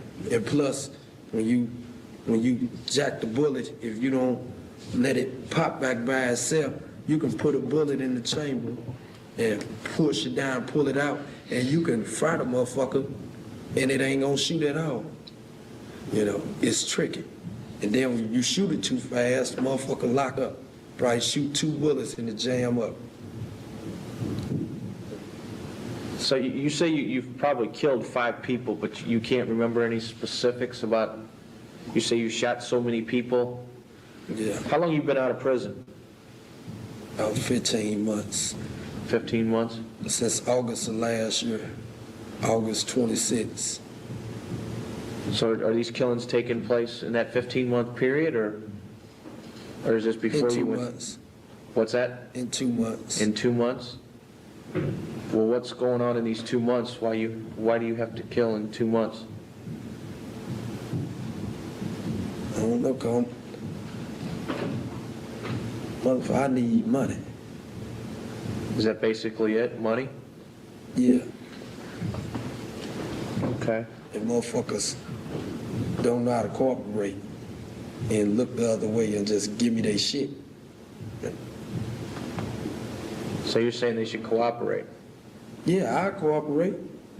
I can have that Tech 9 and that Glock in my hand. If I got both of them facing down and a motherfucker walk up to me and put their gun in my head, they can have both of them motherfuckers and they can have every motherfucking thing I got. I get naked for him. He can have the motherfucker.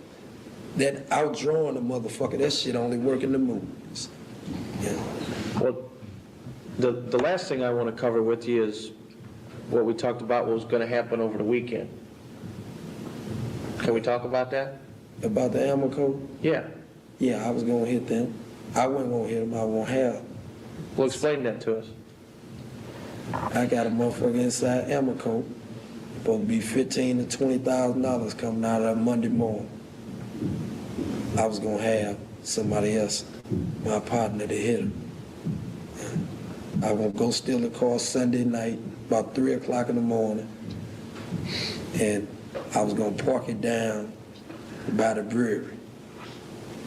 And then when I go down, then I drive a legit car, park it about 10 blocks from the station, filling station I was going to hit. And I was going to 7 o'clock in the morning, get in the store. I was going to get a stolen van, get in the stolen van, throw a bike in there. I wasn't going to carry no gun. I was just going to get the little guy with me, get him a gun and a mask and the bike, and we're gonna ride down by the Amoco. And when the lady come out, it's a little lady, a little mixed lady. She come out every morning between 7:30 and 8:30, and she got a bag full of money. And she already says she ain't coming in Thursday or Friday. So it's gonna be Thursday, Friday, Saturday, Sunday, and Monday. Sunday money in there, Monday morning. On the weekend, it's $10,000 to $15,000 in there just for Friday, Saturday, and Sunday. But this was $15,000, $20,000. So I was gonna have him, when the lady come out, had a bike outside the van, let him ride over there, put the gun in her head, take the bag, and ride the bike back over there, throw it in the van, and ride the van to 10 blocks away, and take the bike out, and goddamn drive, get in the legit car, and drive that down to this house, right there around the corner, and put the guns and the money up, and then drive on the way back to the south. And then I was gonna go change clothes. We go back down there where I stashed the money at somebody's house and the guns. Get my guns and money, bring all my guns back to the south side, put them up, and split the money up. I was gonna get her a foot or whatever it was. If it was $16,000, I was gonna get her $4,000. I was gonna get her money. And I was gonna give my little partner his money. Then keep him with me all day so he won't spend it all in one place. Then when it get dark, I'm gonna drive him over in Illinois and kill him and take his money. Yeah. You're gonna rob your own partner after he does a robbery. I won't, yeah. You gonna tell us who that partner is? Nope. Even though you were gonna kill him? He's the same one was with me in Illinois. Which time? This time. On the carjacking in Illinois? Yeah. So you say her, so you had a her inside of Amoco fixing you up? Yeah. No, she I don't know if we talked about it before, but you said you were gonna park the car at the brewery. You're talking about the Amoco station at Madison and North Florissant? No. I mean, is that what you're talking about? See, you fish for too much information. See that? It ain't go down. So oh, I know it didn't go down. It didn't go down. But is that the Amoco you're talking about? I was gonna retire after that. You were gonna retire? Yeah, I was gonna go get me a job. That was my last big hit. I was through. Okay. Raphael, is there anything else that you want to cover that we haven't covered? Fred, do you have something? Raphael, you mentioned something about a restaurant in Illinois. That you shop a restaurant, something. In Illinois. That you shop a restaurant, something. That happened about 6 o'clock. That's when Rolex was. What day was that? Club Rolex? Yeah. Is that the club that you took the car from? Is that what correct? Day was that? That was Saturday morning. Okay, this was Friday, about 6:30 in the evening then. I went over there. And what happened? I pulled up in the same hot van we had earlier. That same hot van we used on the Rolex. We drove over there early. Yeah, it just got dark, pulled up to the liquor store or something. And the guy had a Regal with some Dayton's on it. And he walked in the liquor store. I seen the rims and I was past, so I pulled up on there, parked right by him, and he saw us parked right there by the car. So he came out, got in his car and got ready to leave. So I started pulling off and I flagged him. I said, asked him, did he want to buy some music, some amps and all that shit? He said, yeah, what you got? I tried to get him to get out the car so I could jack him for his car. And he said, kidnap him. He said, I told him, go in the store and get an ink pen and write his number down. Write my number down. He said, just follow him around the corner to his restaurant. So we went around the corner. He went in the club. A lot of people on the lot watching. He came back. I'm sitting in the passenger side I got my drive in there. I got the Glock. I took the gloves off my hand so he wouldn't see gloves on my hand. I had the Glock sitting right on my side. And my other little guy, he was in the back with the Tech 9. So I took, dude wrote the number down right on the van, on a piece of paper. Wrote my wrong page of number down. Then he walking away. I tell him, come here, won't you give me your number? And he said, hold up. He came back, started writing my his number down. And I grabbed his arm. I said, nigga, get in. And he broke and ran. So I just started shooting out the door, and I opened the door and just started shooting at every motherfucker on the whole lot. Shooting at him, every motherfucker on the lot. Then, and the little guy in the back, he ain't opened the door because the door on the van swing open. And he ain't want to block my shots. But I see the dude fall. I shot at least about 6 times.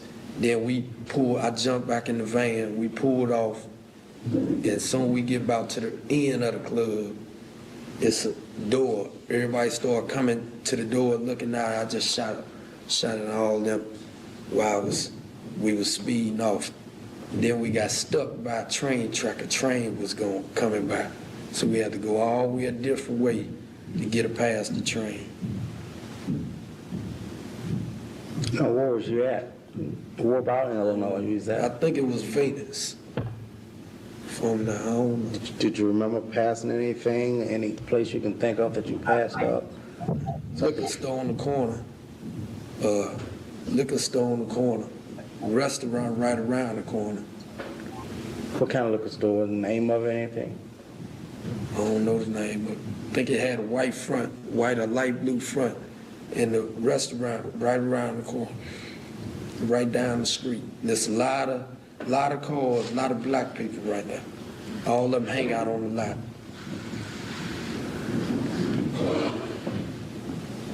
What kind of restaurant, you know? Looked like a baller restaurant. Looked like where all the ballers hang out. What's a baller? Niggas with money that sell dope and got jewelry on, got money. You know, that's handling some real money. Not bad. Anything else?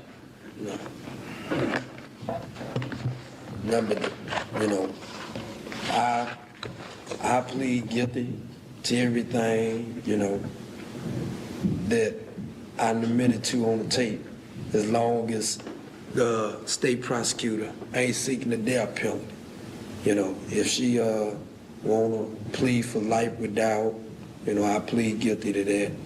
You know, but if she seeking the death penalty, then I'll say the same motherfucking thing. We can go to trial, they can just spend some money and take me to trial and let them find me guilty and try and give me the death penalty.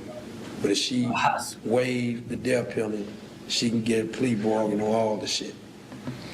You know, and plus, you know, I want my stuff, you know, my wife to get my van back, because that ain't been involved in nothing, and I want my brother-in-law rims back, and the other shit that was taken that wasn't taken from none of these robberies.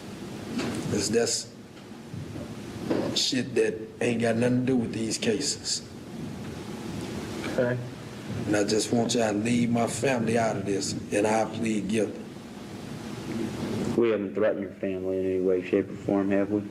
I don't know. I ain't talked to him. Okay. Raphael, have you voluntarily made this statement? Yeah.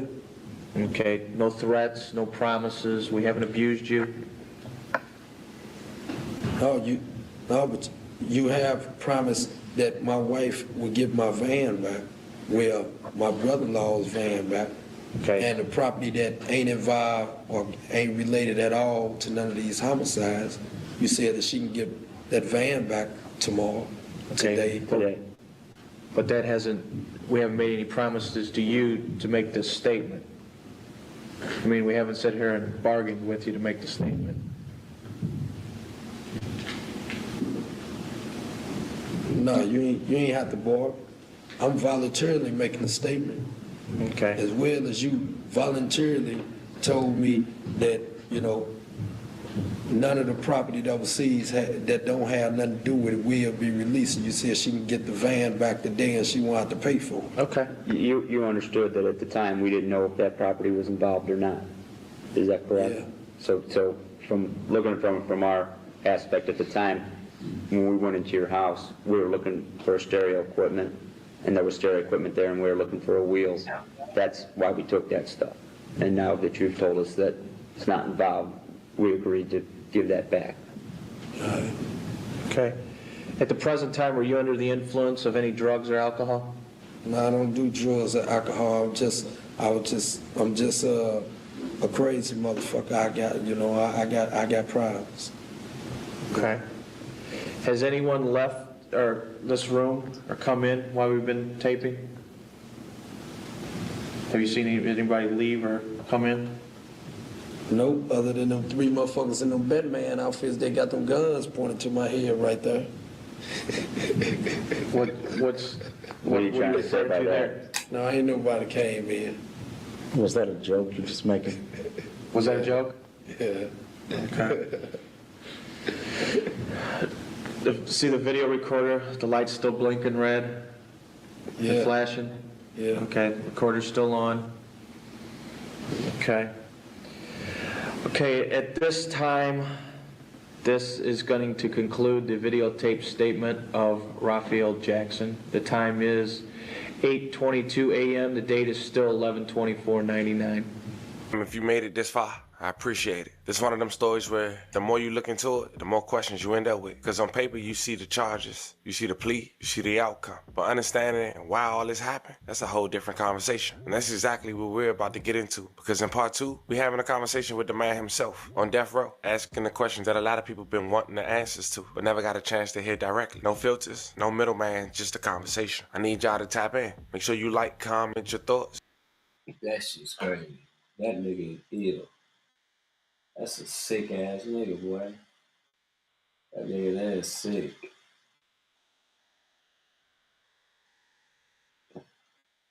Trash. I'll be back later, man.